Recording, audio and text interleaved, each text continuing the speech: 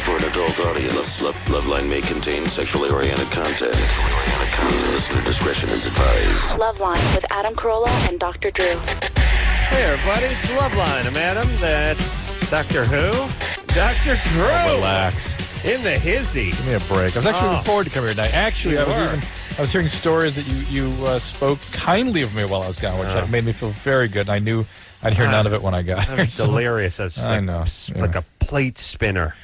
Just doctors there and this crazy guests, me covering like why don't you leave me alone once in a while? You know what it was? You know, it was like for me, well, sure, you just, you can haul all over town, chase a little money. No problem. I don't mean leave permanent. I mean, you just let me tell you what I was like last week. Remember that movie Mrs. Doubtfire? Yes. Yeah. Ooh, see? That's a movie Drew saw. At the end, the big crescendo, Robin Williams had to play Mrs. Doubtfire. Yes. And like a regular guy who was going on a big job interview, I had to keep running back and forth to the bathroom. That's what it was like for me. Had to keep going. You were playing Fred Flintstone. All right, you'll go back to New York. Fred Flintstone, who would have to be in a bowling match and a dinner with his wife at the same time, right? Yes, right? That was me. Right. That was me. And by the way, in movies, the makeup happens just a little too fast. Yeah, you know what I mean. Yeah. Like whenever they do those movies where they talk about Mrs. Doubtfire or The Grinch or any movie where Charlize Theron and Monsters, like I was in the makeup chair for 6 hours a day. You can't run to the bathroom, become a different person, and run back and sit down, not have crap hanging off you. Yep. Like in Mission Impossible, the other thing is like just pull their face, fooled them with the fake voice chip, and really, how'd you slap that thing on? And Drew, imagine what you would look like if you're trying to mold yourself a quick fake face in some dark storm drain somewhere. Star Wars cafe. Right, you just come out and look like someone crapped on you. Yeah, absolutely. Okay. Absolutely. How was New York, buddy? It was great. Had a nice time. Good time. Did some work with Trojan condoms. They have a new product coming out. That's great. What is it? It's a condom with a lubricant that heats up. Mm-hmm. And do the condom man? I mean, it's secret. They don't talk about it. During their press conference and that kind of stuff. But behind closed doors, they secretly wish for new AIDS. No, they don't see. But I came upon. I was doing a lot of I was doing a lot of condom thinking in New York, and it occurred to me. One of the things that kept coming up was, why guys won't do it, and it's always that we need that condom loader. We need to. We're taking care of everything except the part where they have to stop and put it on. Mm-hmm. And I thought to myself, you know what? It's really not that guys are going to lose their erection. Mm-hmm. The guys are afraid that the woman's going to come too. Yeah. They're like a lion that's pounced on a gazelle. And they're afraid if they pull their paw up, the freaking gazelle's going to take off. That's not really pull their paw up. It's open the jaw that's clamped around the neck. Just open it for a second. Yeah. Pow, thing's gone. Right? Yeah. That's how guys are. It is true, which is you're on it's like you're playing Papa Shot and you just nailed 26 in a row. Right. And your buddy's yelling at you, the pizza slice is right. And you're like, no, I'm going. Can't stop. Yeah, can't stop. You get the feeling if you stop, turn around, and look back again, the next one's doinking off the side of the rim. And just forget the fact that you're on a roll. Just the fact that you have a girl in a trance. Well, that's what you being on a roll is. Right. Yeah. She's agreed to intercourse with you. At least provided she doesn't wake up. Or come to her senses or whatever. Yeah, Drew doesn't mean come to in a roofie sense. No. Though God knows he's been on the winning end of a roofie more than once. But back when we didn't know any better, it was socially acceptable. But yes, that if you somehow stop and it's sort of like if you flip the light on, they're going to look around and go, wait, huh? It's like waking up a sleepwalker. What happened? Yeah. Where are we? What are you doing? Yeah. You're not my boyfriend. It's all because that damn condom I had to put on, right? That's so the guys think. Yeah, they don't want to stop. But the reality is when you're with a woman and it's to the point where she says get the condom or you say get the condom. It's game on. There's no more. Yeah. That's as much guarantee as you're going to get getting laid. But think about how guys' heads are going, she's having sex with me, oh my God. That's all that's going on in a guy's head. I was doing an interview with Some Magazine a couple weeks ago, and they were like, well, what are guys thinking? I'm thinking, you know what they're thinking? Hold on, is it Some Magazine or Some Magazine? It was Some Magazine. It was like, I can't remember. Oh, but it wasn't Some. It wasn't Some. Well, if you got a magazine called Stuff, seems like you'd have one called Some. Yeah, Some Stuff. And I thought to myself, what they're thinking? They're thinking, oh my God, she's having sex with me. Yeah. That's all they're thinking. But really, answer my question. Do the Trojan people hope for new AIDS? No, I don't think they do. New AIDS? No. Yeah. Really? Because they could, more product. Move more product? Well, you'd buy stock. You know what I mean? New AIDS? They'd be wishing for condom stock going through the roof. Huh? No. I'm thinking new AIDS. Yeah, new AIDS. Wait, it's got to be tough because, they're getting some of these venereal disease. They're getting the venereal diseases under control. Yeah.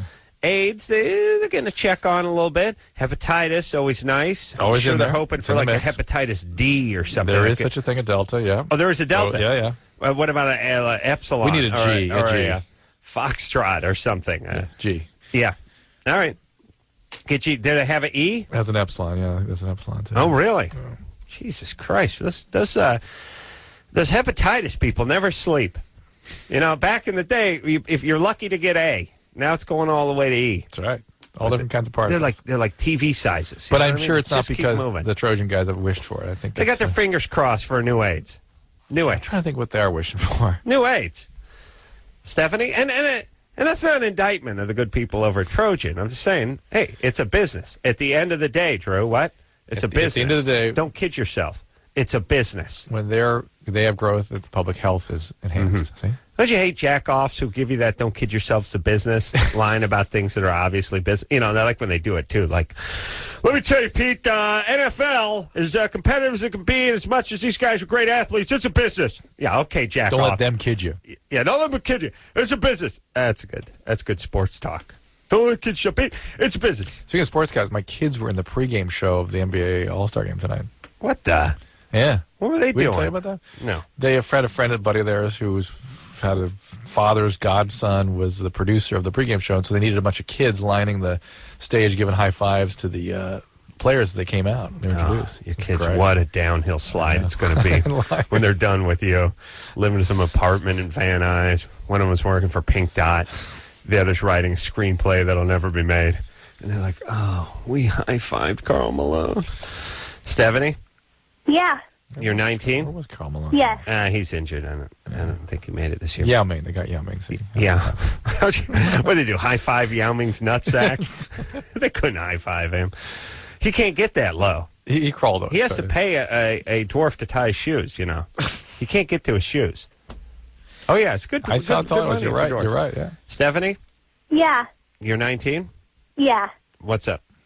Okay. I have been dating this guy for about 2 months, and things are going really well, and I want to give him oral, but I'm really scared because, I don't know what to do. I've never done it before, and, I want to make him happy and please him, but I'm afraid I'll go wrong. This is something I've been sort of coaching women about. Sure. All you need to do is stay in the room with him and be willing to do whatever it is he's interested in. Yeah. That's it. That's it. It's over the top. Part of it is how experienced is he? But yes, I agree with Drew. I agree with Drew. But how experienced is he just for kicks? Well, I mean, he used to be married, and so I know he has a lot of experience, and he's been with a few other girls. 4 other girls and a marriage. Oh, good times. Did you say 4 other or some other? A few others. I don't know exactly. Okay. So, boy, Stephanie sounds very naive just like a babe for 19. Would you grow up in a sheltered house? Yeah, well, I'm in a pretty strict family, and so, yeah. Mm-hmm. But you're not isolated from the world. You're not disabled or something. No. Okay. How about, have you ever seen anyone perform oral sex? No. How about you watch yourself a little pornographic film where that's involved and maybe, at least get an idea of what's going on? Yeah, I could. Yeah. All right, Debbie, the deal is, if you're enthusiastic and you're there, he's fine. Whatever it is, he's good. Even if, listen, unlike a woman, a guy does not mind having to talk somebody through something. He doesn't spoil anything if he has to give you a little pointer here or there. Yes, but, this is somebody who, when she closes her eyes, has no conception of oral sex. Yeah. You know what I mean? She does. Yeah, I blink, I see blowjobs. I know. You know what I mean? But you're the expert there goes receiver. one. Even one eye. There was. Ooh. Did you see that? Yeah.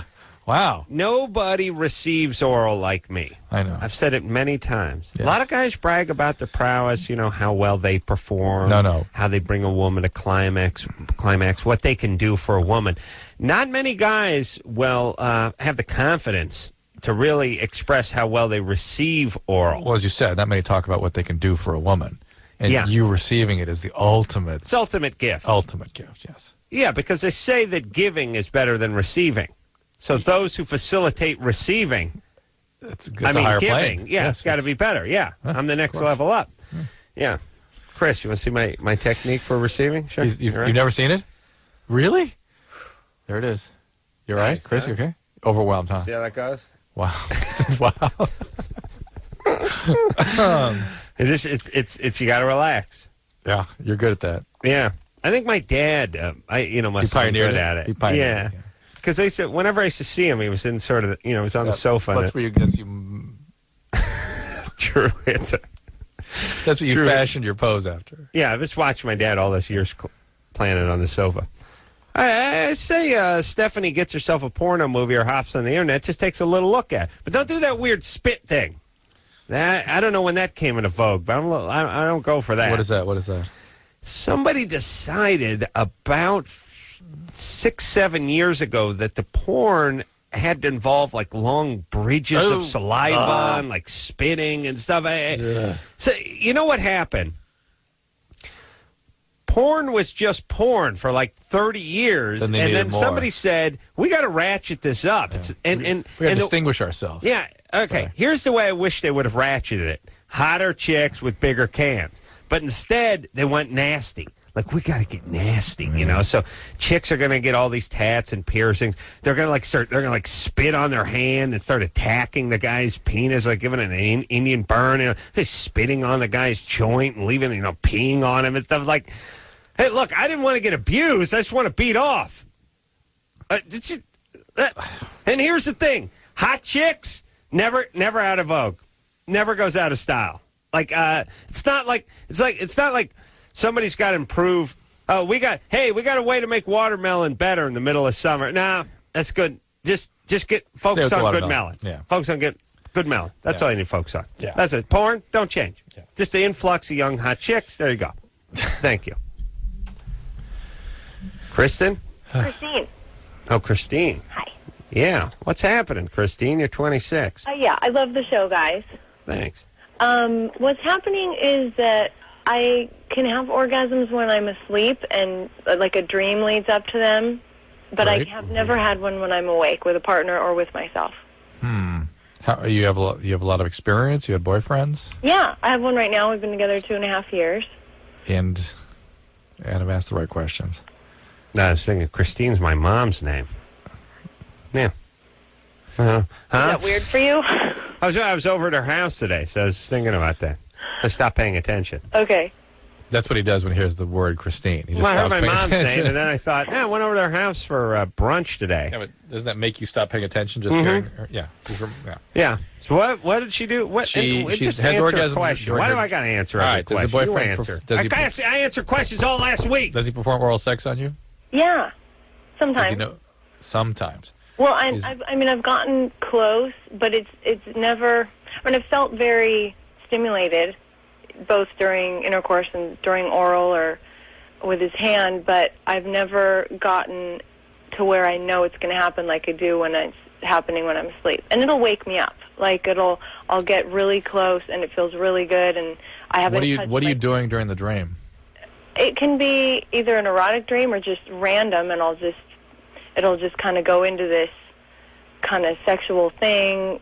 Mm-hmm. There's no act. I can be doing anything. No, there doesn't have to be an act. I can just walk up to like whatever's near there. I don't know, and then I'll wake up at some point, and in order to go really over the edge, I have to physically touch myself, but just really lightly, and then it all, Why can't you sort of recreate that in life? I don't know. That's what I'm asking you. So you have a long... Are you married? Do you have a boyfriend? No, we've been together 2.5 years. And he performs oral sex sometimes. Yeah. The light touch suggests to me that that's the oral sex department. Yeah. Maybe he doesn't know what he's doing. And what do you mean sometimes? Do you wish you would do it more? I don't know, not necessarily. Yeah. I'm not uncomfortable with it. I like it, but I guess the thing is that it's never gotten me off with anybody, so I don't really see why I should do it that much. How about you have him do it and do a much lighter approach? Yeah, definitely. Things feel better when he's going lighter. I told him I was going to call, so he's listening. All right, very light, very rhythmic, circular motions. Yeah, nothing fancy. No, just repetitive. Don't get slick. Like petting a Persian cat kind of thing. Like very slow, rhythmic. Right. Yeah, and light, and that's that. And have have at it a bit. Give her a chance. She's never done this before. I mean, he's gonna put aside 20 minutes. You know what can't, I'm saying? Right? Yeah, at least. And then have an appointment with your dentist the next day. To repair your jaw. Yeah, but. Well, here's the thing, too, is you can't set some sort of tongue tempo that she has to keep up with. No, and I think that's what guys do. Yeah. Guys try to push the action along like some sort of tongue metronome or something. They try to get the cadence going, and that's not the way to do it. I've done a lot of thinking about this stuff this week when we were doing the condom stuff. And listen, I realized guys just think of a vagina as an inside-out penis. Mm-hmm. And when it doesn't act like an inside-out penis, then they gotta get it there. It's like, well, I understand. It's like I'm confused now. I'm anxious, pushing harder. It's like one of those penises that when you put it on the grill, it cracks open like a bratwurst or something. That's yeah, like a Polish. You know when you do a Polish sandwich, it's good times. Get the dog in there. Yeah, that's good. That's nice, by the way. I love those Polish sausage on some grilled rye, sourdough, little sauerkraut in there. Yeah. No, you do it on rye. The rye's good. I was thinking of a sourdough roll. It's good too. Ooh. Yeah. No, I'm thinking the kraut. I think the kraut with the rye is good. Yeah. Kraut with the rye. Yeah, it's got to be a little greasy. It's good. Oh, and some cheese. Ooh. Oh, maybe a little Swiss cheese on that. With a little mustard.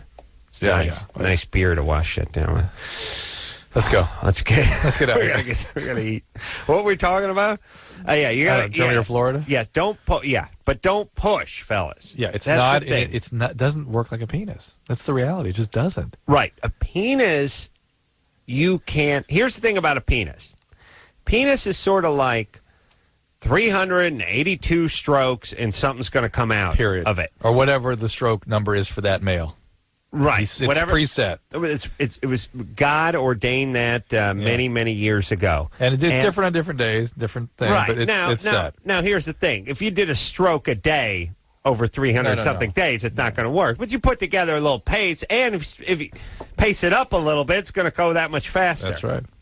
Vagina, not that way. Not at all. Could be 10 minutes, could be never, could be the end of time. You just see. That's why you're really taking your chances when you're heading down. Yeah, but that is why guys are all effed up. They cannot figure this out. I mean, they have experience with one woman. They figure that's how they all are, and they're all vastly different. But weren't you and I talking about this? Guys are totally visual, right? Mm-hmm. But what confuses women, and we talked about this at dinner the other night. For the man, every man has his visual sweet spot, and you can't change that. You can't move yourself into it by dressing a certain way. You know what I mean? Oh. Guys have visual taste, and that's it. No, you mean if a guy likes leggy blondes and you're a haunchy brunette, but don't worry, I got myself a new teddy. That's not going to make a dent. Guys, and that confuses women because they don't understand that. The guys have their visual range, right, and it's set. There ain't no change in it. That's it. That is what it is. And unfortunately, 99% you don't fall into it. That's the problem. That's why that 1%'s in real demand. There's like several 100,000 guys going after the one, and then the rest, hey, hold my beer. Let me just say one thing real quick, and then we're going to play a little Germany or Florida. This is what's scary about going down on a chick as a guy. What's scary? If someone told... Besides everything. You never know how long you're going to be down there. Yeah, it's like somebody saying, look, we're going to submerge your head in water. We might let you ice water. We might let you up in 30 seconds. Could be 9 hours. You'd be like, whoa. You'd be freaked out. As soon as your head went under, you'd be like, holy yes. You'd be freaked, right? Yeah. That's what it's like for us, ladies. Yeah. We don't know. We don't know if it's like falling into a frozen lake or it's just a quick dip. But if there is anything you can do to make it a quick dip, slow it down. Slow down that breathing. Don't panic. You'll drown. Thomas? Yeah, hey. Yeah, hey. Not Jay. Germany or Florida? Yeah, I've got one. First, I wanted to ask Drew. I heard you the other night mention the drama of the gifted child. Yeah. And I asked my dad about that, and he's a therapist. You've met him, and he's got that book. Yeah. And I was wondering, like, if I would like that. Like, I read your book, and I liked it a lot, and I wanted to get more in depth, and I was wondering if that kind of thing would be the kind of thing for me to read. Tell me, yes. It's more about it's about codependency and boundaries and things. And if you really want to get in depth, look into the work of Alan Shore, Schore, or Peter Fonagy. All right. AGI. And actually, I'll tell you what. Here's a book that if you're really ready to slog through something, it's called Healing Trauma. Healing Trauma? Healing Trauma by a guy named Dan Siegel. All right. That's really got the stuff in it. Talk to me on the website. Right. Well, please, thank you for buying my book. I've not promoted my book in so long. Yeah, it feels so. I heard that you didn't get any money for that. Is that right? No, I didn't make much money for it, but I sold through. And I got my first. I actually got a residual check today. Oh, really? Yeah. I was Sweet. like, wow, I couldn't believe it. $8. Congratulations on that. Thank you. All right, Thomas. Germany or Florida? Here it is. All right. Teachers in a school were tested in a hospital after gobbling up anonymously donated chocolate cake. Unaware it was laced with hash or pot, authorities said on Thursday. Some 10 teachers from the school were treated for nausea and dizziness after sharing a cake left at the door to their staff room, a police spokesman said. They thought it was food poisoning, but the doctors quickly recognized the problem, the spokesman said. They showed all the classic signs of people under the influence of drugs. The spokesman said the teachers had not suspected anything because it was customary for them to buy cakes from the school children as part of a fundraising project.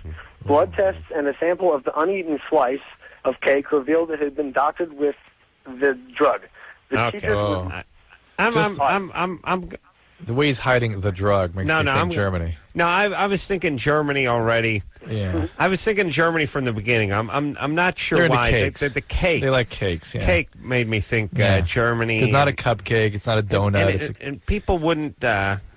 In Florida. They wouldn't share their drugs. They squirrel those drugs away. Okay. Yeah, we're going Germany. Is that your final answer? Yes. All right. You guys are right. It's Germany. Yeah. Thank you. All right. Listen, well, thank you. Good job, God Thomas. bless you. Thank you. Don't try to screw with us with, are you sure? That was good. That was good. All right. Come on, he's playing the game. That was a good question. Yeah. That's a good Germany or Florida. Well done. Well delivered. Yeah, that's good. It's funny. Germany popped in my head a couple beats into cake. Here were the beats. I really mean it. I couldn't picture kids in Florida sharing their weed. Yeah. That was number one. Like, if you're in Florida, you're a kid, you got your hands on some weed, it's going to your head, as we say in the game. The other thing was cake, for some reason. Like we don't consume 70 billion metric tons of cake in this country. But somehow the idea. Yeah. And the idea that teachers would eat the cake that was left, were left by the kids to sound too old world. That sounds horrible. Yeah, here it sounds like they have to get put through some sort of screening device or something. You know what I mean? Or that would be against policy or something. You know, just wouldn't eat a cake that was... This country's so effed up with all that nonsense. Yeah. All that, everything's got to be like, every time a car goes in reverse, there's a beeper going off. I mean, we're all effed. The terrorists, people, talk about the terrorists winning. The lawyers have won. We're more effed because of them than because of the terrorists. But between the lawyers and the terrorists, that's it. You can just go to the airport, take your shoes off, get patted down. You can't drink your beer out of a bottle. The ballpark, as you might throw it onto the field. I was thinking that today. Listen, we're done. I was thinking that today when I walked by the NBA All-Star game, and I was walking outside, and there were so many police and army and stuff, and I thought, wow, even I'm uncomfortable with this, and I like that kind of thing. You know what I mean? It don't bother me. And I thought, this is just, what, really? Yeah. But is there? We're done. We're done. The lawyers won, and then the terrorists won. It's like they're going to break up the opening Adam, to the... Thank God we didn't go down that slippery slope. Yes. Those many slippery slopes the attorney saved us from. Yeah, thank goodness they're there. All right, we're going to take I'm saying they bricked up the opening to the Statue of Liberty, or they're going to, for safety. It's like, look, eventually we should all just dig ourselves a hole and climb in it. Start a new country. Let's start just do over that. Again. Oh, I could work out. I could work out so many things. Oh, could I work things out? All right, we're going to take ourselves a All right. Let's take a break. We'll come back. We're getting fired up. We'll come back with the angry. new Constitution. Getting angry now. Right. All right. We'll take a quick break. We'll be right back.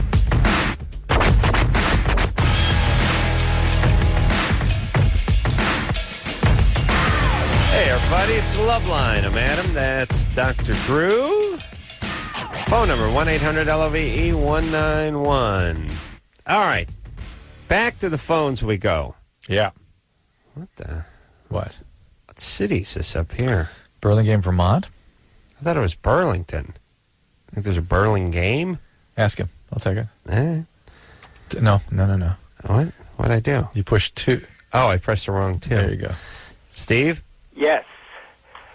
Where are you from? I'm from Burlingame. Where is that? It's in California, a little south of San Francisco. Okay. Sounds nice. Yeah, it's nice. All right. What's up? I stopped smoking pot 1 week ago tonight.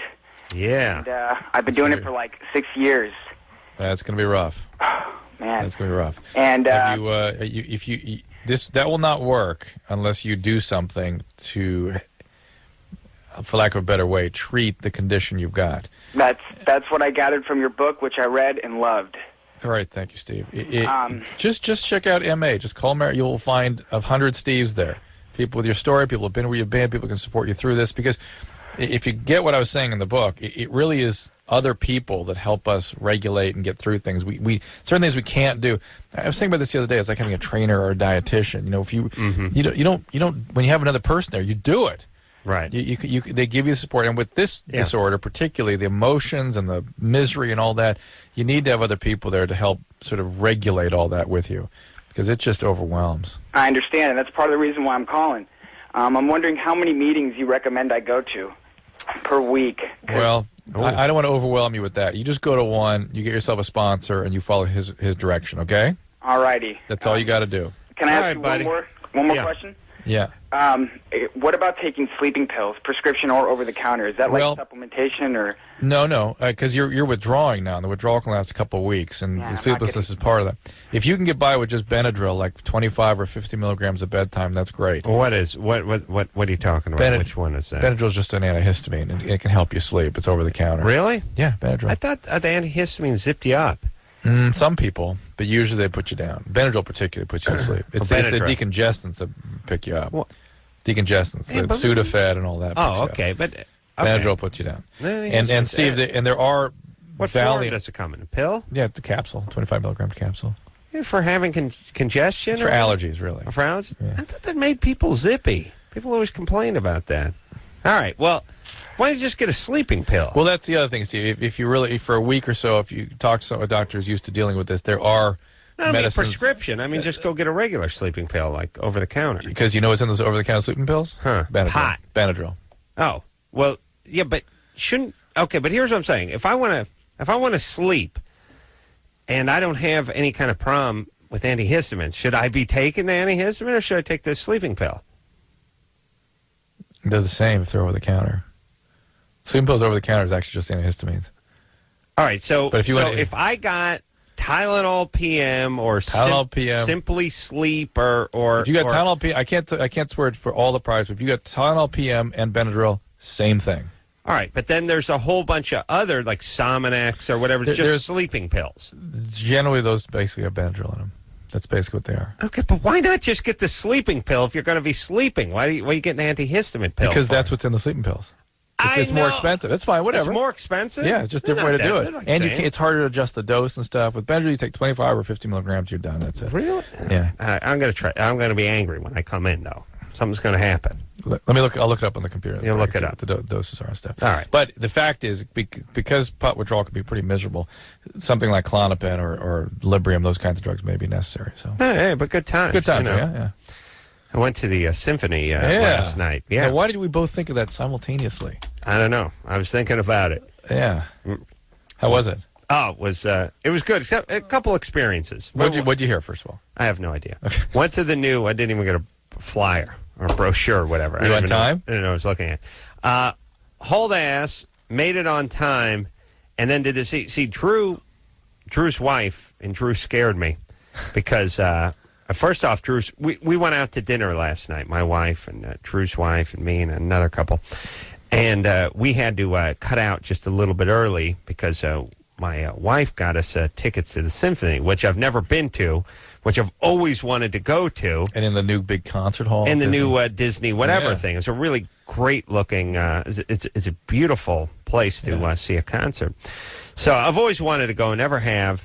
Well, I can't say I've always wanted to go, but... Recently thought you should go. I recently thought I should go, and it's fine. I enjoy myself.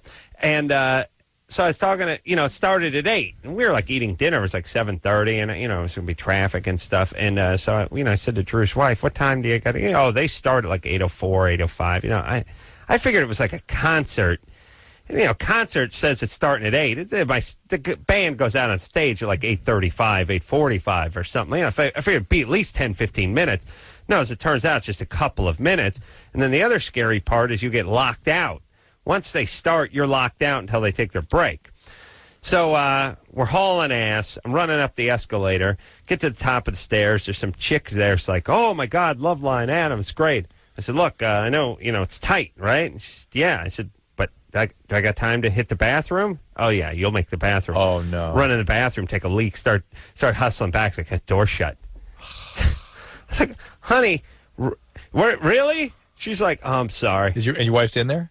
No, my wife was standing up front, pissed off. Oh. And she's yelling at me. What'd you take so long? And I said, first off, I was pulling my dork out as I was going through the bathroom door. It's not like I stood there. It was about a 37-second whiz it was one of those whizzes that was an optional whiz. Yeah. Did not have to take it. That's that whiz of, look, if it's a 2-hour car ride, I'm taking a whiz. But if we're just going over the hill, I'm cool, unless you tell me we got plenty of time, in which case, might as well be comfortable. So I asked the usher chick, can I take the whiz? And she's like, yeah, go ahead.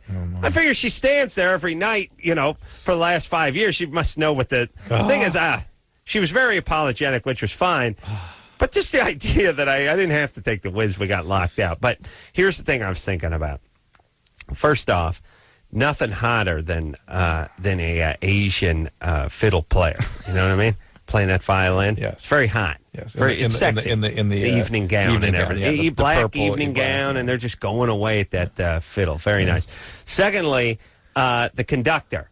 I thought if you cannot be a conductor with like a buzz cut. You have to have big hair. Not only do you have to have big hair, you have to have hair that comes undone. That lets everyone know just what you've been up to for the last 45 minutes to an hour. It's like this guy had sort of the half comb over and the thing, and he's going with his hands and he's doing his thing. And, and then, turn around, the hair, he just looks like he put his dork in an electric socket, It's like stuff's flopping over. You just got, the point is, if you're going to be a good conductor, you got to put yourself back together when you're done because it looks like you've been doing something. Yes, that's right. That's good. And the guy would leave and come back like 45, 50 times. Right, like it's very dramatic. At the but it's like it's the end of the concert. And I got no idea what to expect. The concert ends. I think it ends. I'm not sure. Not sure. He gets up and he immediately storms out. Someone opens the door. Boom, he storms out. As long as it takes him to turn back around, he storms right back out again. Does a quick bow, storms back out again. It's about a 30-foot walk till he gets off stage. Then basically turns around. He's not back there toweling off, and he just, he takes a comb over and knocks it back into place. Pow, he's right back out again. Now sort of a 3/4 bow. Pow, he's off the stage orchestra. Again. Not even yet. He went back and forth like 14 times, and then it was like orchestra, yes. First violinist, yes. And now it's back out again. Now he's back out. 6 or 7, literally 6 or 7 times. Back and forth, but not hanging back, right? And no encores, right? Just back and forth and back and forth and back and forth. You should see the opera. Oh, really? Thousands of backs and forths. Well, because each character has to come out and get a couple, and then they all come out together, and then they go back. Then they all come out together with the conductor, and then they all go back. Then the conductor comes out by himself, and then they go back. And then the conductor with the leads, and then they go. It's crazy. Nobody left either, by the way. I guess it's considered rude. Oh man, my hands were going to fall off. What'd you hear? Just clapping and clapping. I heard that. Japanese chick playing the fiddle. What was it? I don't know what it was. I only recognized one of the songs from like a Bugs Bunny cartoon. Probably. I don't know. But it was enjoyable. I had the only guy in the entire venue in front of me was yelling "Bravo," by the way, which I liked because it was like old school. Bravo! You know, it's like a car. Like it's like Attack of the Nerds in there, though. Just a bunch of sort of husky guys in tweed jackets, and the straight guys are heavy. The homos are skinny, and they're like screaming "Bravo!" and they're pounding on. Oh, it's great. All right, so anyway, you went to the new Disney. Joining the cultured elite now. It's good. Mm-hmm. Proud of you, Sarah. Hello. You're 24. Yeah. What's up? I was wondering what kind of cure there is for like an infection, urinary infection thing. It hurts when you pee. UTI, yeah. Antibiotics. You got to call your doctor. Okay, I did that and they didn't work. Whatever. What do you mean they didn't work? I mean, I took them for a week and it's still there. What'd you take? What antibiotic? I don't know. Was it Septra? Huh? Septra, something like that? Bactrim? METRO something, metrozidone. Oh, metronidazole. Woo, that would not work for this at all. Really? He thinks you have a yeast or a sexually transmitted disease or vaginitis. Mm-hmm. I don't mean yeast. A vaginitis or a sexually transmitted disease. I thought the Metro was for yeast, too. No, that's like flu cans for the yeast. Oh. Flagyl is metronidazole, and that will not work for urinary tract infection at all. So what kind of doctor was that? Like a Chinese doctor. Chinese doctor. Like a pediatrician. I see. Yeah, you're 24. You're seeing a pediatrician? 25. Huh? And you're 25 and you're seeing a pediatrician? Well, not a pediatrician, but it's like a small clinic, so I don't think they know what they're doing over there. Well, they thought you had a vaginal infection, and you probably have a bladder infection, so you need more appropriate antibiotics. So call them. It's a nice little touche, though. You're 24 and you're seeing a pediatrician? 25. Touche. Yeah. Oh, why'd you say so? That's different. 40 would have been even better, but all right. You get back in there. And let me tell you something, y'all. What kind of doctor? Chinese.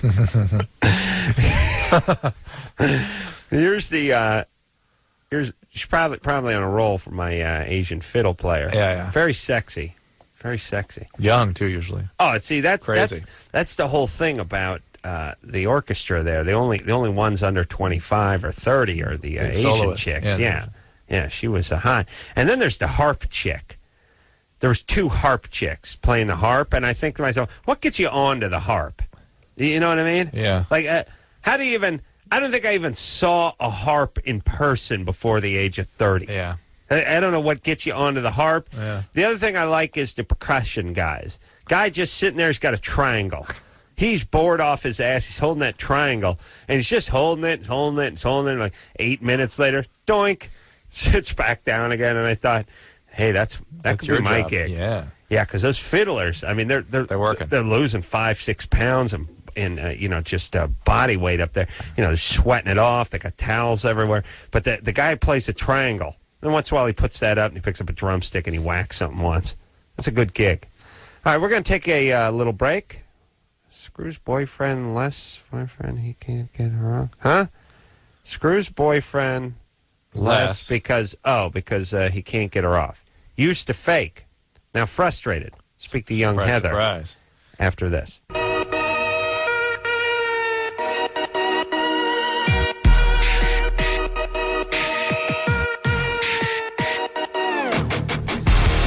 Hey, everybody. Loveline, I'm Adam. That's Dr. Drew. Phone number 1-800-LOVE-191. And I want to say, please, people support my book. I haven't talked about it in a long time, but it's called Cracked, and I really want people to read it. Yeah, so. It's important. Where's Dr. Drew? Yeah. What was that?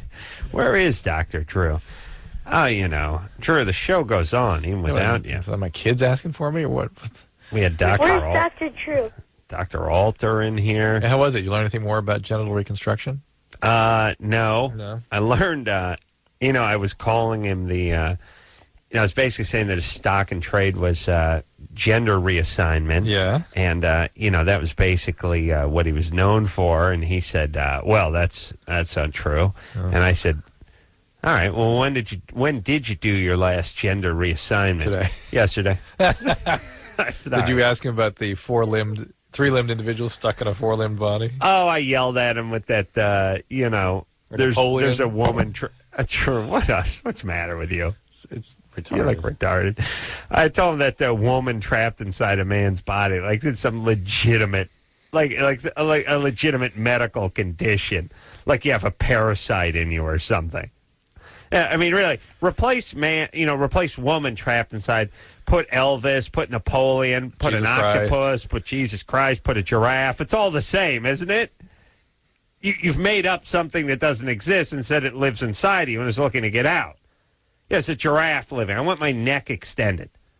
Again, even just something simpler, like I'm a 9-fingered person stuck in a 10-fingered person's body. Yeah. So take that finger off. Yeah, you pick the finger. Not the pinky on my right hand. That's for picking up my nose. And not the middle finger. Yeah, going to need that. I need that for my folks. Yeah, it's great. All right, let's keep rocking here, Drew. Let's go. Yeah, I yelled at him. But, he's such a lovable guy. It's hard too. It's hard to keep up. Super smart. Yeah. But not so smart that after piling it on and then asking him when he did his last gender reassignment, he didn't think to lie. He had to say yesterday. Like I knew. Yeah. Oh, yeah? Got some anesthesiologist buddy of mine told me differently.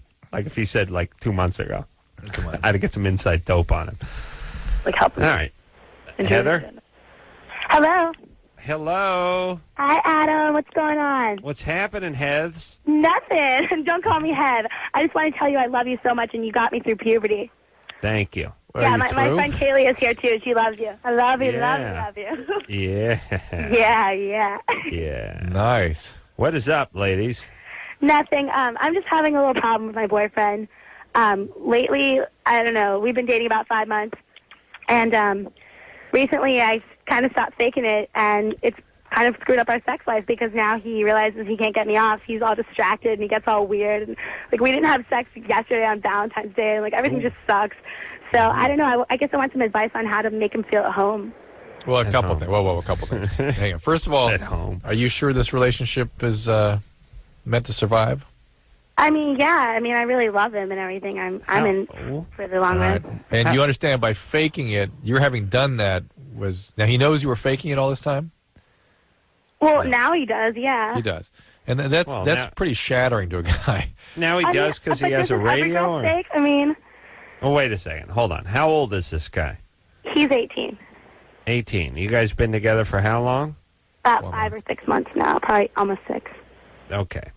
And did you tell him you were faking, or does he have a radio? He doesn't have a radio. I hope he's not listening. You told him, though. You told him. Yeah, I basically told him.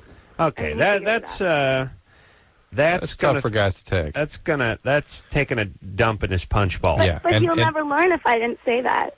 No, yeah, we're all for that. We're all for you being honest about it. We don't think you should have faked in the first place. But here's the thing about guys. I do. Yeah. But here's the deal. This again, having been thinking about this, working for the Trojan Condom people this week, I was thinking about men and women and how different we all are. Men cannot imagine having sex without an orgasm. That is, especially if you're aroused and into it. If you are actually excited, hold on.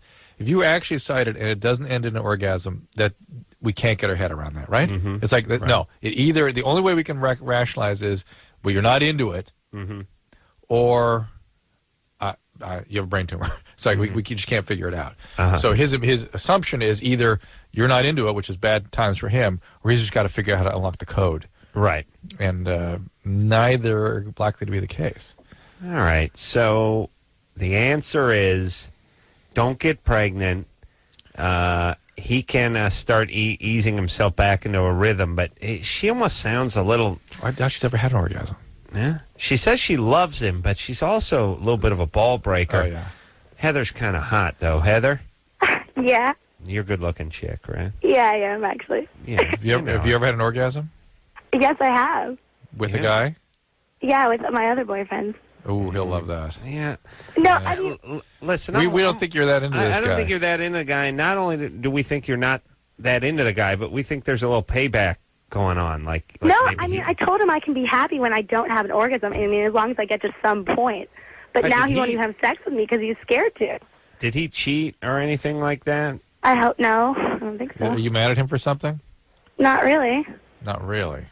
All right.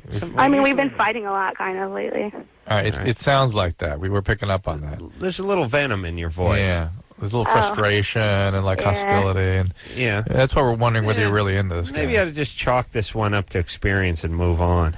Are you that much into him? You're just in love with being in love with him. And what happened to your last boyfriend? Who dumped who?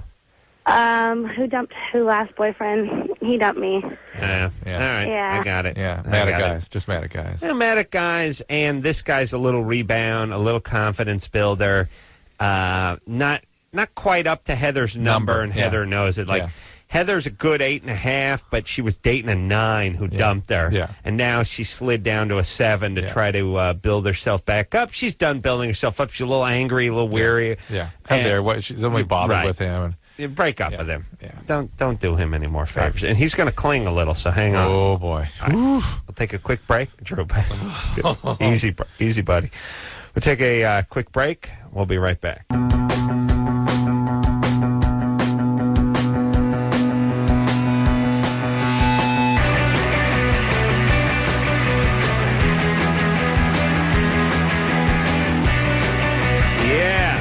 Very 80s sounding. Yeah. Strokes. Very Haircut 100? Oh, no. Strokes. Yeah. Hey, everybody. It's Loveline. I'm Adam. That's Dr. Drew. Phone number, 1-800-LOVE-191. All right. We're going back to phones. Now, a little earlier in the evening, I was talking about my night at the new Disney Center. Is that what it's called? What are they calling it? Disney Concert Hall, yeah. Disney Concert Hall out here in Los Angeles. Went to the Symphony last night with the old lady, and saying how a nice usher girl stopped me from, gave me the green light on number 1. To go pee. Give me the green light on the yellow, and then we got locked out. Roxy? Hi. Was that you, baby doll? That was me. Yeah. I am so sorry. But usually they start at least about 3 more minutes, like, after the time. So they'll start at, like, 8:08 instead of 8:05. So I really thought you were going to have a chance to go. Yeah. That's all right. It's just my wife blamed me. That was the part. She did. She totally did. When I went up there and said, "Oh, my God, I'm so sorry. Are you mad at me?" She said, "Oh, yeah, he's mad at you. He was just talking about how much he hated you." Oh, what? No, she didn't. That's what she said. That's what she said. She was kidding. She was kidding. I was a delight to you, Roxy. Roxy, what? You were. You were such a sweetheart. Yeah. Roxy, he doesn't know what he heard. What were the pieces that were actually? Who are the composers? She doesn't know either. Yeah, sometimes I'm so busy.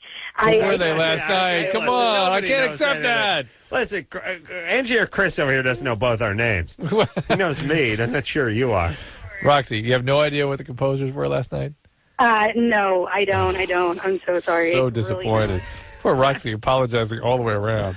I know. I apologize for all kinds of things all the time. Ooh, let's get into that. Oh, come on, baby doll. How'd you get the gig as the usherette over there at the Disney Music Hall? Okay, well, I started working there only because Bjork was going to perform at the pavilion across the street. So that's how I got that job. And then when the Disney Hall opened up, they just moved most of us over there. So I work at all the theaters there, not just at one of them. That's cool. Oh, okay. All right. And how many theaters do they have there? Well, the Amundsen's, the Mark Taper, the Chandler. So you work at all those, huh? The Pavilion, and then the new Disney Hall. That's a decent gig. It's a great gig. I could see myself. You get to listen to great music all the time. Yeah, that you never heard of and don't know what its origins are. But exactly. At least she doesn't pay for it like you do. She's smart. She's wearing that blazer. It's looking good. Yeah, that thing is kind of heavy sometimes, but you look good in the blazer. It's warm. Gray slacks. It's a smart look. Little tie. Well, they were little black, tie. but yeah. Oh, black slacks. Sorry, I had a nip of wine. You know how it goes. Yeah, I saw. Yeah. Oh, nice. Well, I had to drink. I had to numb myself. Do you understand? He had two drinks before he went inside. One. Oh. And one that he put down right before he went inside. Oh. When was he actually able to? When were you able to sneak him in? I got him in 5 minutes after it started. Yeah, it wasn't bad. It wasn't bad. Good job, Thanks, Roxy. Thank you. No, I didn't have 2 drinks. I had the 1 drink. Yeah, and then she doesn't know you had a a bottle of wine before you got there with us. Yeah, what are you going to do? What are you going to do? All right, Travis. Hey, how you doing? You're 20. What's up? Well, fun stuff. First, I just want to say you guys are great. I think you guys probably have about the most balanced outlook on life of anyone. Oh, so thanks, Travis. With you guys. Well, here, let me explain something about our what you call a balanced outlook on life, which is other people on the radio would have a balanced outlook on life if they didn't lie. They just lie about stuff because they can't. Here's the whole thing about radio. It's not just radio; it's our culture, right? Yeah. The people you see on TV, and especially the people you hear on the radio, have a persona that they have to keep up, so you don't really get who they are. Like, here's the whole thing. I shouldn't be talking about going to the symphony. Do you understand? Because it doesn't bode well with my, young, stupid, misogynistic, whatever persona I should have to do this half of the radio. You understand? And Drew shouldn't say he's in favor of legalizing marijuana because it wouldn't work well with his persona that radio dictates you should have. Our problem is we don't really have that, and so it seems like we're sort of sensible, and other people don't seem sensible. If you heard them off the radio, they would sound sensible, but they're not. They're cowards. They have to pick a strong angle. I don't really call it cowardly. What would you call it, Drew? They're insecure. They don't think they can be entertaining and sort of ride a fence. Be real. Yeah, they got to be black or white about something. If they're Republican, they have to agree with everything Bush does. They're Democrat, they have to agree with everything Kerry does, and that's it. And they don't actually think that way. That's just the way they have to sound on the radio. Thanks, Travis. Yeah, no problem. So what's up? I guess there's actually two questions. This second one's a little more serious, but first, I actually had basically just a condom broke last night. Not really normally concerned because my girlfriend's on birth control as well, but I guess she was about maybe like 12 hours off 2 days in a row with her pills, and we're worried. How serious is that? Should we go to a doctor? Should we get a morning after pill? So she earlier in the month she was 12 hours off twice, or right up these past few days. She was late 2 days in a row. No, there's not much you can do about that, really. It's going to be what it's going to be. She's probably fine, and I don't think. What about morning after stuff? So have her double down. Basically, we're talking about her doubling up on her pills. She's already on her pills. Where is she in the cycle? Do you know? I'm not sure. No, good. I just think it's going to work nearly as well as it's supposed to, just not exactly as well as it's supposed to missing it by a few hours like that. I don't think doubling down is going to add anything. I really don't. Mm-hmm. All right. Okay. All right. What's the next question? My other thing, I guess this is kind of a little history. I've been basically smoking, heroin, opium, whatever you want to call it, for about 6 months. Yes. Right. And that's become a pretty serious problem. I've tried a lot of times to quit. I quit for a few weeks, and I kind of get drawn back because the withdrawals get pretty intense. Mm-hmm. Well, it's not just the withdrawals. Once you get through the withdrawals, you're still going to go back, unless you get treatment. That is a absolute guarantee. Opiate addiction is the most serious form of addiction, and it does not remit by itself. And everyone has a fantasy belief, if I could just get through the withdrawal, then I'll be fine. The fact is, it alters permanently the motivational priorities of your brain, and that requires treatment. Mm-hmm. It really does. All right. So go to NA. Go to NA, baby and see doll. if you can get somebody, get some referrals. How much can they do? Because I know there's a lot of drugs they can give you because it is an opiate thing. Is there stuff they can do to kind of ease the withdrawals at all? Yeah, I treat it every day, but I don't treat opiate addiction outside a hospital. I just don't believe it's. You don't do it out in the parking lot? No, I require people to come in the hospital for it because it never works. You mean just stay in the hospital? Stay in the hospital for 5 to 7 days, and yes, it can make it very easy. 5 to 7 days? Much easier, yeah. 5 to 7 days? Yeah. That's it? Yeah, that's it. For what? For opiate withdrawal. Oh, really? Yeah. It's no big deal. It's no big deal. That's the thing that kills me. People have to go get general anesthesia and all this stuff. Opiate withdrawal, no problem.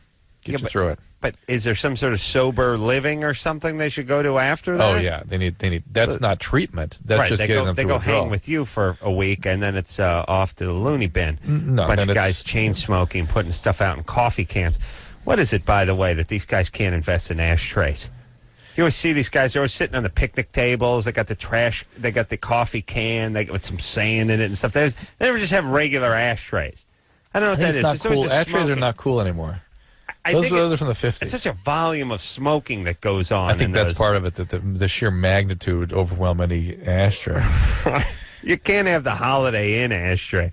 You got to have just like a huge 5-gallon Sanka can. There, a Hills Brothers can, or some of these guys. You always see them sitting out always sitting out on the picnic table, just smoking. It's good times. You know, the thing that's funny about when you see people go out and smoke, sometimes it's a social thing, but most of the time the only thing they have in common is the smoking. Yeah. So it's like 5 people sitting at a picnic table with their backs all turned to each other smoking. My favorite place is the little bins at the airport they all have to go into.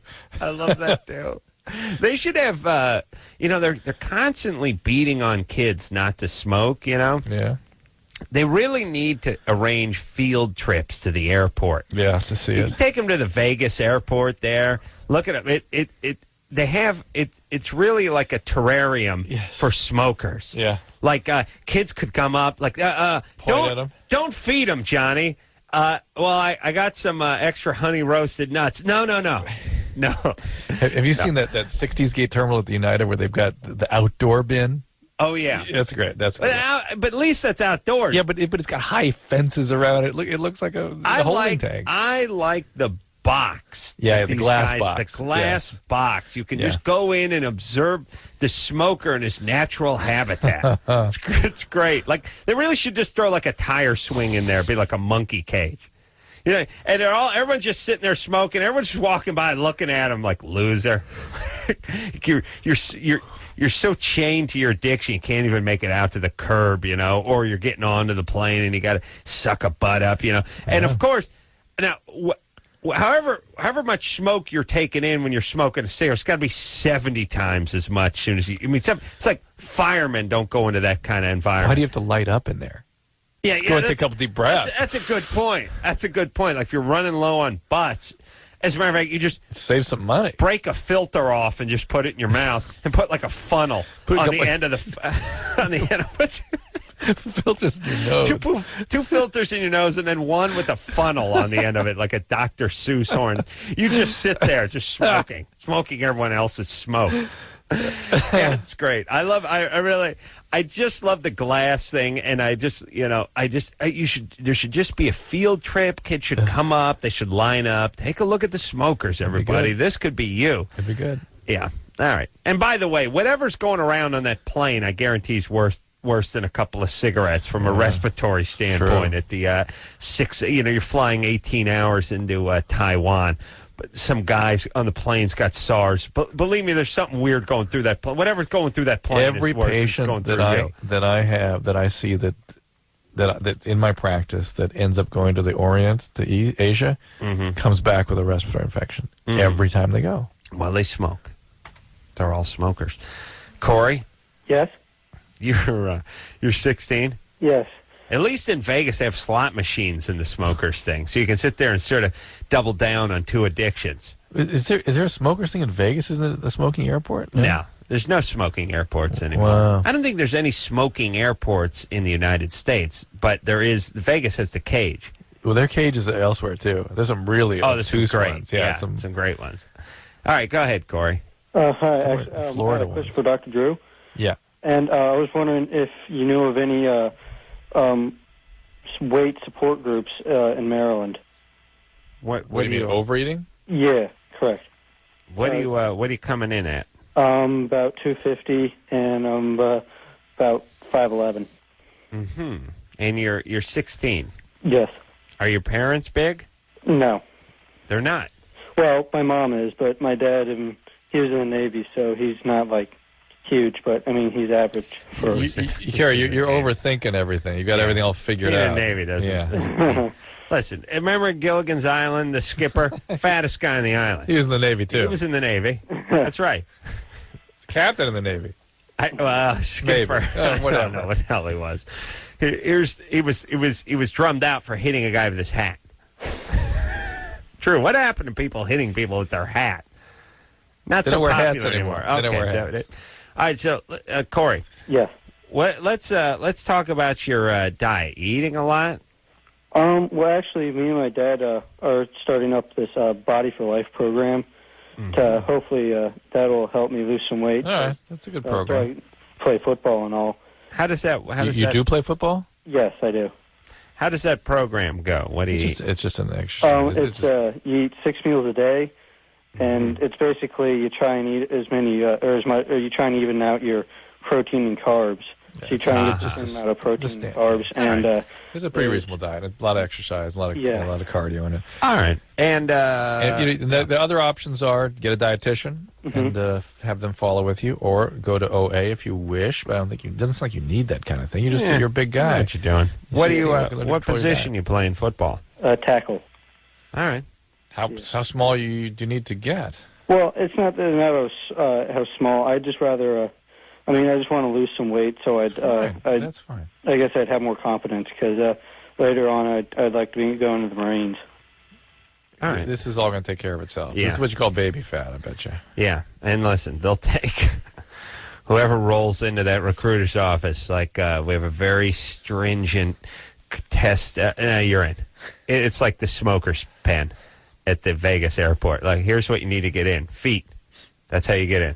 Initiation is you walking into the recruiter's office. Actually in. We'll take you. Yeah. I would imagine. For the Marines? I would imagine now, especially with everyone being recruited. I mean, all these guys that are in, these guys are all being called up, Yeah. The guys, they thought they're putting in a weekend a month for a couple of years, and next thing you know, you're in Iraq. And by the way, that's got to be just bad timing. Because you go into the reserve and you figure, look, I'm in medical, dental. I put a couple of weekends in. We figure most will be called up for for National Guard type duty. Yeah. There's a little looting going on. I got to hop in the back of a Jeep and drive down Beverly Boulevard. But no, you're in Iraq. Get on your knees, scumbag! Oh, that's gotta suck. All right, let's talk to Carly, who's 24. Carly. Yes. What's up, baby doll? Hi. Oh my gosh, I love you guys both. Yeah, thanks. I wanted to. It's funny because the call you took is kind of on the same lines as mine. I wanted to ask Dr. Drew some questions about therapists and confidentiality. All right.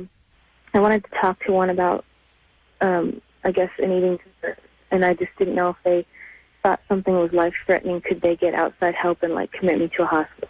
Yes, if they thought your behavior was going to kill you, or that you were actively trying to kill yourself, yes, eventually you get help is brought up to you. What are the rules with that? There's three basic conditions where people can take over. One is where you plan to harm yourself. Two is where you plan to harm somebody else. And three is where you're what's called gravely disabled, which means you basically can't take care of yourself. I think that's me. Yeah. I think I'm you the third. border on that, yeah. All right. Yeah. What? So what do you got, eating disorder, Carly? I think so. I don't know. I just wanted to talk to somebody. I didn't. Yeah, but think how many people have eating disorders and are not committed. It's a very hard call to say somebody's imminently going to die or plans to kill themselves because of eating disorder. Be up front with your therapist and take care of your eating disorder. Here's what this is all about, Carly. You don't want to get well. And that's the bottom line. That's the bottom line. Because 33 pounds. Carly, they're going to make you get well, and you don't want to do that. 33 pounds. How much do you weigh now? 123. And you want to get down to 90? Yeah, well, I'm short. I'm 5'4". 5'4". So once I do that, then I'll stop. But I just want to tuck somebody because I think I'm going about it the wrong way. Maybe you got to start with the dietitian. 90 pounds is a little bit light for 5'4". Yeah, it's ridiculous. Okay. Yeah. Dietitians are $15 a minute. All right, Carly, here we go. You just don't want to do this. That's the bottom line here. You don't want to. You don't want anybody to tell you what to do. You know you're doing something dangerous, but you don't really want to change. That's the bottom line. It's the bottom line. I just don't know how to There's a piece of you that's healthy and it wants to do what's right. You can either do it or not. It's starting to scare me a little bit about how I'm doing things. That's right. And you're going to harm yourself, and you know you are, but you ain't about to stop. So it means there's a lot more going on here you don't want to deal with than just the eating. Well, let me explain this to those who have this eating disorder. And I know Drew always yells at me for trying to talk a little sense into people that have a disorder, but here goes anyway for Carly and anyone else who's trying to do it. In your mind, when you look in the mirror, you always see a fat person. Even at 90 pounds, you're going to see someone who's fat. As a society, and this is what you really need to be focusing on, pleasing society. Well, thank you. 90 pounds is abnormally skinny and grotesque in its own way. Unattractive. And I'll put it this way. Most guys I know would take a chick that had 10 extra pounds on her, maybe 20, rather than one that was sort of emaciated. Oh, absolutely. Yeah, especially when you're a man like Drew of extreme passion, where you could physically hurt somebody of that size. Weakened bones, smaller pelvis areas, less muscle and flesh on them. Drew literally snapped them like kindling with his passion. You understand? Yeah. So, as screwed up as you are and as bad as you feel about yourself, and as, you looking in the mirror seeing a fat chick staring back. And that's going to solve everything. There's got to be there's a part of your mind that can throw out some numbers, can dial the phone, can talk to us. And I am telling that part of your mind that 90 pounds and 5'4" is grotesque looking. Okay. Okay? That's right.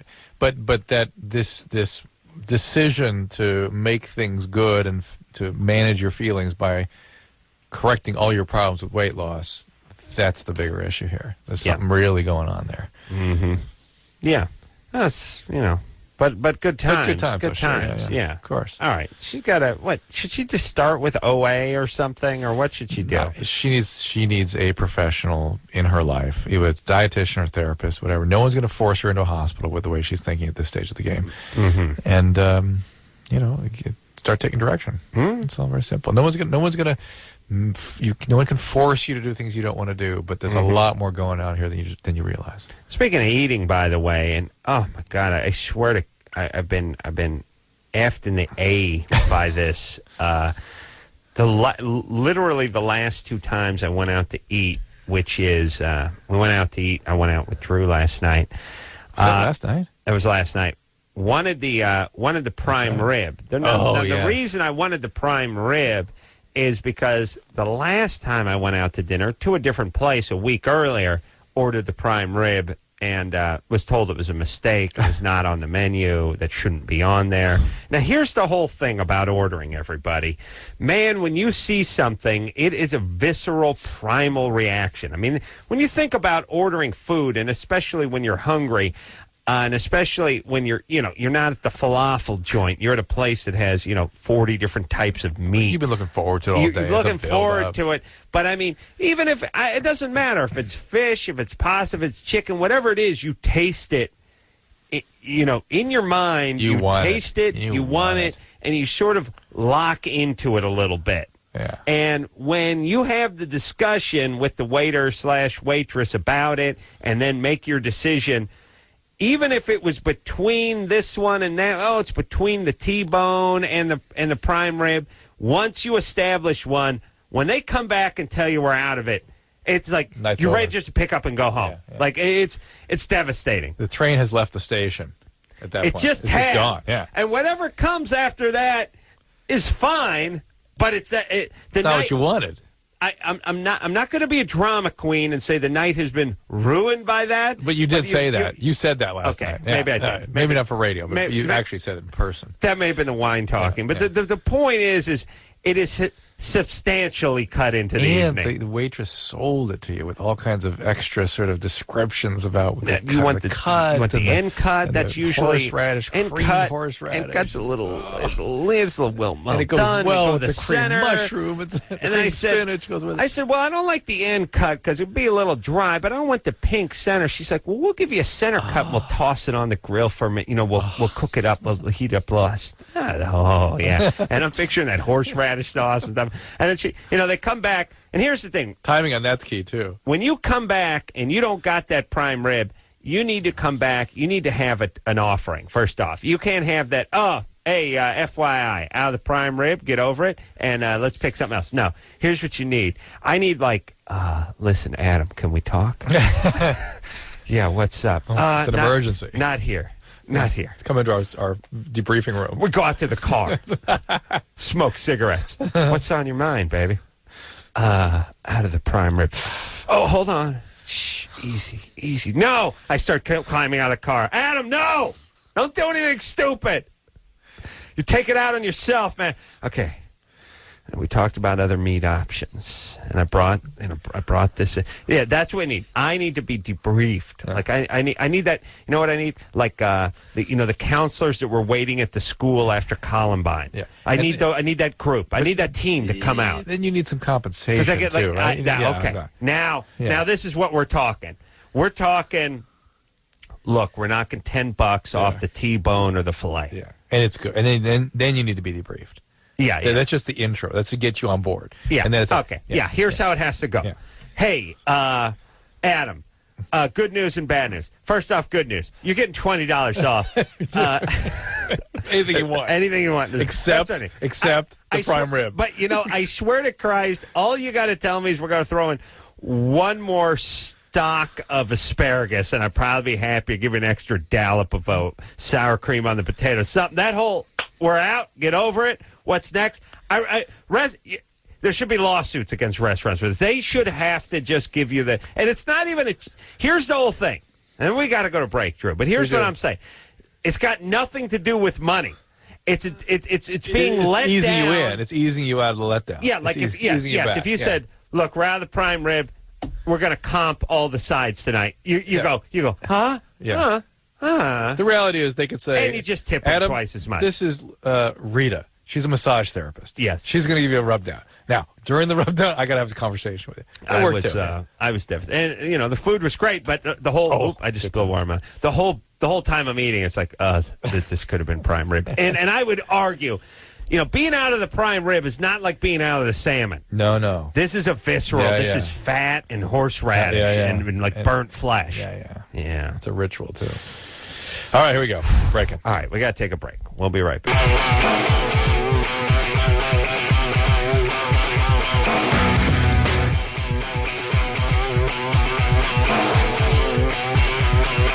Hey everybody, it's Loveline. I'm Adam. That's Dr. Drew. Phone number 1-800-LOVE-191. All right. Back to the phones. What do you think? Let's go over here. All right. There we are. Talk to Lacey. Hey there. You're 30. What's up? I was calling to ask you guys if I should tell someone I just started dating what my part-time job is, and if it would freak most guys out. Well, attorney, what is the part-time job? Well, I'm a phone sex actress. Mm-hmm. Phone sex actress. Or I like that. Operator, right? Operator. How long have you been doing that? Phone sex operator is really not a great... Sounds like you're going to patch you over to a vagina. Yeah, no, you're right. It's a phone sex actress, right? Right. That's right. Yeah. That's what that is. That's what you are. How long have you been doing that? Only about a month and a half. Month and a half. How's the money? Pretty good, actually. I average about $600 every 2 weeks, and that's just logging on when I'm home doing nothing. Oh, really? So you just make it when you want, huh? Right. What does your male friend do? He's a security guard. Security. He'll be fine. Yeah, he'll get right over there. Yeah, it ain't much of a gig either. How old is he? True. How old is he? 28. 28. All right. He might get a little weird still. What He's still got that 17-year-old energy lingering. What else do you do? I work for a university. I see. Yeah. And doing in an academic position? Yeah. No, more administrative. Okay. And what when you're doing the phone sex thing, how different are you than what you are physically and everything else? I'm taller than I really am. I'm actually pretty short, so I say I'm taller. Mm-hmm. And it depends on if the dispatcher tells me the guy wants a blonde, then I'm blonde. And he's whatever the guy wants. She's whatever the guy wants. Mm-hmm. But I mostly see what I look like, except for my height. Do you think the school will have any problem with what you're doing? I don't know. Who cares? And how long is the average conversation? They start at 5 minutes minimum, and I'd say average is about 15. And I've been on the phone with someone an hour and 20 minutes, sometimes 2 hours. That's probably my old roommate, Ralph. Yeah. I used to get bills from, like, Singapore and stuff. Yeah, Seriously? Some of these would go out of the country. Yeah. Wow, a couple hours. Right. Yeah, must have had a little whiskey dick going or something like that. It's probably you know coked Ralph up. in the morning show? Yeah. Yeah. It's probably, guy's probably pretty coked up. Hey, Right, yeah, he's coked up. Do you think he was coked up? Probably. I Yeah. wouldn't doubt it. Mm-hmm. Yeah, and now is there a role? Is there? Hang on a sec. Her line's crappy, but see, to me, if it was like 5 minutes and then it rolled over into another 5 or another 5-minute billing period or something, I'd be going like a maniac. You're trying to get it done by the 5 minutes. What you don't want to do is like 5 minutes, 5 minute, 1 second. You're into the next billing period. You see what I'm saying? Yeah. Because then I would have to stay on to talk to her. Because I'm cheap. Yeah, just to chat. I'm so hot. Oh, do you have to keep talking? It's like, what do you really look like? Oh, tell you, I was down at the Home Depot today. What a disaster. Yeah, I'd just be talking about my mom, complaining about everything. I should have to call one of those weird phone world sex we and live just in, complain. Drew, you and I are the same. Never called one of those phone sex things. I got to see something. You know what? Phone sex to me would be like... guys are probably looking at something when they're talking to her. I bet. Are they? I bet. To me, it's like calling a restaurant and they can describe their menu. Listen, I got to eat. I got to see something. Yeah. I don't want to just sit there with a guy going, we've got a braised salmon and new braca flour. It's lightly poached. It's béarnaise sauce. Like, what am I doing? Either I'm coming over there and eating or I'm not. I don't want to talk about it. I mean, it's nice. It gets me salivating a little bit, but now I'm hungry. Well, I think it's the part that adds a person to the pictures. You know what I mean? They have their own person there. Lacey. Yes. Yeah. It just seems like sounds like a very lonely thing. Not her, but the guys that be calling. The guys. Now, do you ever fall in love with any of these guys? No, but they want to send me gifts and things, and sure. Yeah. Yeah. that connection. Ooh. Oh, it's scary. Yeah, but it's always. I'm sure it's like, oh, baby, I'm gonna send you out a diamond tennis bracelet. Oh, I gotta go. Right. They don't want to send you a gift after they bust a nut, do they? No, I've never gotten. I don't. They don't actually send the gift. The point is, yeah, they're like, I'm going to send you a gift. Hold the envelope open. No, most guys just hang up. I think it's kind of rude. They don't even say thank you. They just hang up when they're done. They're embarrassed. You know why? Yes, because at first they're driven. They have to do it, and then they're like, "Oh my God, what have I done?" Right? Wouldn't that be what they? Yeah. Right. You ever now anything weird like? Let's see. Now, what percentage of guys perform oral on you in their fantasies? About 10%, probably. All right, good. That's about right. Good and low, smart. Mm-hmm. And then what percentage? Favorite? What percentage get the anal? Well, when I mention it, most of them, all of them say they like that. So. Oh. But is that something you actually like in real life? Yeah. She does like that in real life. Bring the anal up to me. I'll give you their only option, which other than agree to it or say they're into it. Go ahead, Lacey. You want me to bring it up to you? Yeah, bring it up. Well, like we're having a phone sex conversation. All right. Would you like to have anal sex with me? Not really. I find that area of the body dirty. You're not going to have any of those guys, no. Right? Even if that's what they're thinking. They're like, yeah, baby, oh, no. Yeah. You want to know one of the strange calls I've had? Yeah. I had to throw up or make vomiting sounds for 7 minutes for this guy. For how long? 7 minutes. Oh, my 7 minutes. Yeah. And he was making a recording. And his buddies had video cameras on him. Probably crank anchors. Yeah. And Anderson must be doing something tonight other than this. I'm just waiting for that David Allen. He's just not listening. Oh, okay. But here's the thing, Lacey. David Allen Greer. Vomiting. We're talking about... I don't worry about it. Yeah. It's cool. Thank you. Now, what did your what did your sound like? Could you do a fake heave? Do you want me to do that? Yeah, okay, do it. You ready? Well, hold on. I gotta get my pants down. All right, go ahead. Okay, ready? No. Okay, no? No.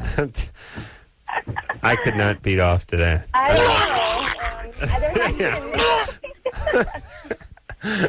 You're clearly an imposter. Yeah. But that wasn't her best. Now, and did you say? She did it for 7 minutes straight. I mean, you got to give a little. You got to strung together. Were you like saying to the guy, like, "Oh yeah, that got like peas"? And no, just vomit sounds the whole time. And he actually called for 5 minutes, and he wanted to extend the call for another 2 minutes. Oh, so how did he bring that up? Forget how you bring up anal sex. How did he bring up the vomit thing? No, right away he just said, "I want you to make vomiting sounds." So I said, "Okay," and I did. Now, are these guys? Are they always beating off? I mean, some guys pretend. What percentage of guys are pretending not to beat off? Do you know what I mean? Mm-hmm. No, they pretty much let me know they're doing it. All right, that's nice. One of the things that frightens me for you all that do this stuff, aside from the sort of, what's the word I'm looking for? A global spiritual sense. Well, is that you're going to end up sort of hating men. Yeah. Because I think women, when they really are exposed to how disgusting men can get, it's just like, oh, forget it. I had no idea. Is there any part of you that gets excited at all when these guys have their orgasm? Yeah, it depends on the call, but yeah, it works on me sometimes. And to some guys, are you ever attracted to any of the guys? Yeah, I mean, not attracted to, but some of them sound real. I mean, they're probably. I don't know what they would look like in real life, but no, some of them sound very nice. So you're really having phone sex yourself too? But yeah, sometimes I am. Do any of the guys go like, well, I'm an attorney who lives in the Bay Area. I'm single. I'm 29. I enjoy triathlons and puppies. You know, I mean, can a guy sound hot like that? And do they ever try? Yeah, they try. I have some people try to, if they find, that I live in the area, they're like, oh, come to my office in the morning. And no, that's not what he means. That's freaky. I don't mean trying to F you in person. I just mean, do guys try to sound... They try to get you aroused, too. Yeah, they tell me that, they're well endowed, and they tell me, I'm sure which is a lie, but... They're not like, I'm calling from my mom's house, I'm in the basement. No, yeah. Sleep on a Murphy bed. Okay, all right, well, good times. Yeah. Trying to vomit. Oh, my God. Oh, I love guys. There is a whole fetish thing where guys are into vomiting. Really? There's a fetish for everything for men. Everything. Right? I know. And that scares me for these poor women. It's bad enough when women come to terms with sort of how men's priorities work, that they're so visually and sexually preoccupied. But when they see they're exposed to how depraved it can get. Yeah. I like they're going to go lesbian. I like the part where they don't even say bye. Like, I'm going to love you all night, baby. I'm going to give it to you to the couch. Just slam the phone down. Not a thanks. See you again soon. Once again, nice. it just points out what men actually do on behalf of women. What they would be like if they didn't have to. You know what I'm saying? Right? Yeah, that's bad. Ride you off. The phone up. All right, we're going to take ourselves a little break. When we come back, Allie sneaks peeks at other chicks. Not a lesbo. After this.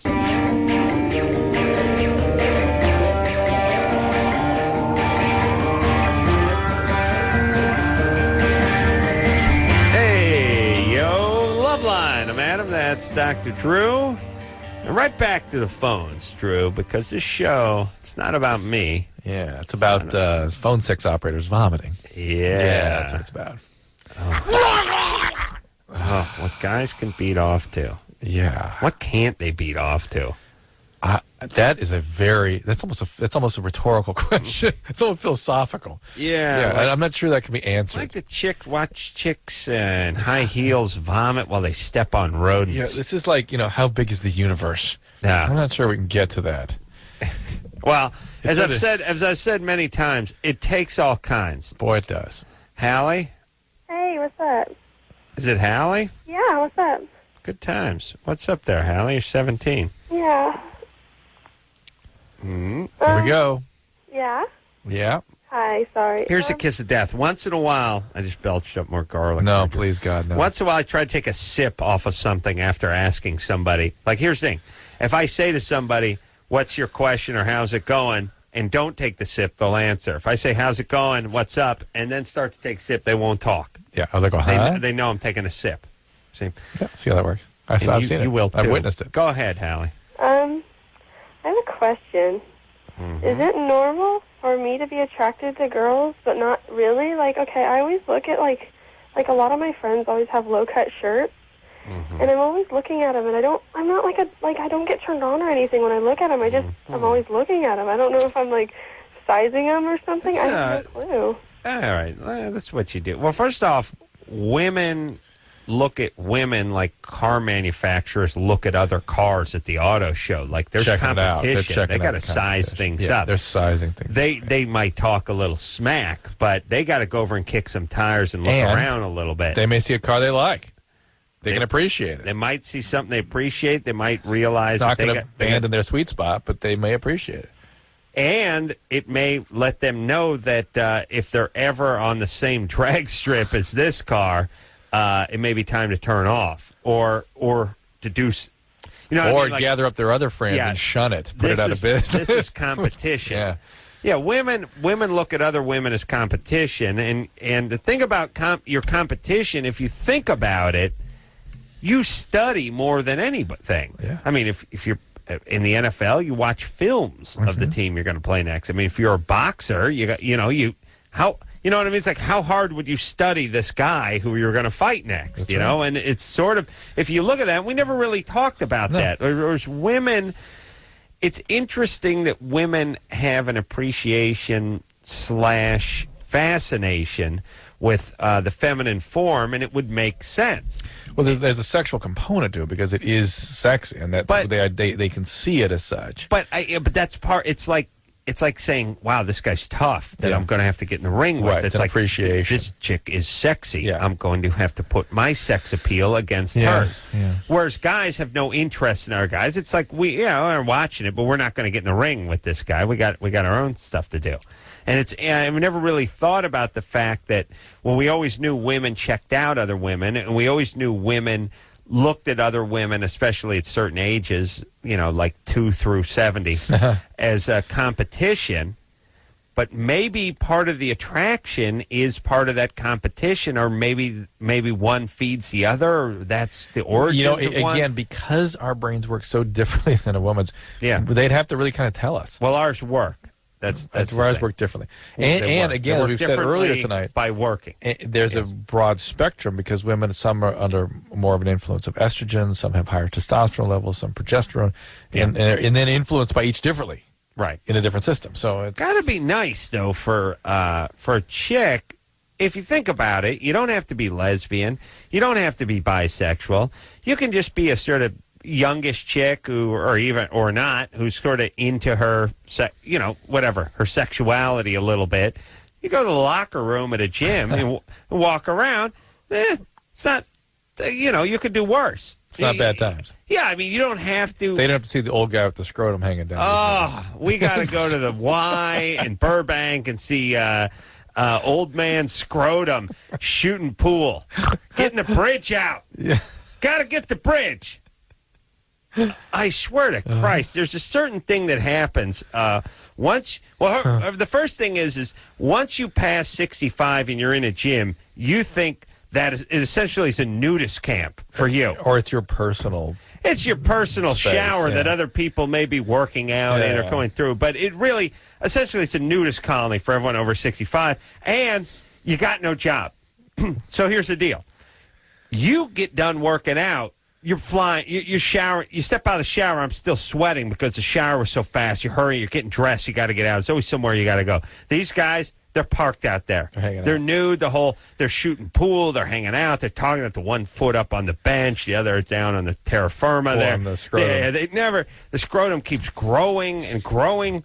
I hear the scrotum continues growing after death. No, because then the gravity's, if you stand the guy up, sure. I but see. the guy's lying down. So. I see. All right. I'm just saying. Listen, put a towel on, fellas. You know what I mean? Melissa? Hello? You're 15? Still awake. Yeah. 2 hours. Wow. What's happening, baby doll? Well, I've just been waiting to get on. I know. It's me and my friend have been trying to get on for ever since 8th grade. It's been you've been on hold 3 years. For 2 hours and 5 minutes. Yeah, that's a long time. Yeah, sorry. We got about 45 seconds. What's up? Well, basically, I like my friend's brother, and he's just a little bit younger than me. Basically, I'm in 10th grade, and he's in 7th. Ooh, that's a little bit of a stretch. Yeah. I'd let only it be. 2 years apart. Let it be to your senior. And he'll be in 9th, and you'll be in senior. That'll be good. They're 2 years apart, which ain't a ton. But it's 3 grades. Well, okay, but do you have sexual experience or experience with boys? Not really. Not really. Okay. She's just interested in hanging out. And with what's up with you? Are you doing okay? You feel good about yourself? Yeah. Okay, and you just think this guy's why do you like him? Well, he's really nice, and he's actually really mature for his age. Mm-hmm. And I know we get along really well. Okay. Well, sort of no harm in hanging out a little with him. Yeah. But right. I think the boyfriend-girlfriend is coming when you're maybe senior. You think he likes you? Well, I know actually for a fact that he likes me. No. I don't see anything wrong with it. But I Just hanging out a little bit. I give it my blessing. Hanging out. You could be low. You could date him a little bit. A little bit.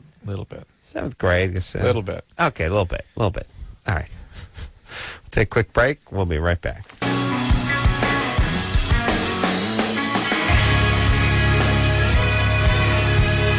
All right, everybody. There we That's go. the show. We're going to take a quick 22-hour break and be back with more of the program tomorrow night. So until next time, this is Adam Carolla for Dr. Drew saying mahalo. I'm going to love you all night, baby. I'm going to give it to you to the cows.